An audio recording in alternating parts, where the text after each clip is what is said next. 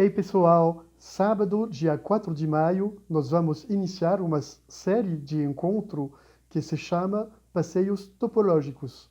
Nesses encontros, nós vamos cada vez tratar uma questão topológica e ver as repercussões clínicas desse ponto topológico. Essa primeira palestra, dia 4 de maio, eu vou falar do dentro de um entrelaço borromeano. O que é isso, hein? Sobre um plano matemático, topológico, qual é a articulação filosófica que a gente pode pensar e quais são as repercussões clínicas, qual é o manejamento desse ponto teórico no manejamento da transferência e no processo analítico. A gente vai trabalhar todas essas questões. Dia 4, vou ficar feliz com a participação de você. Então, até lá!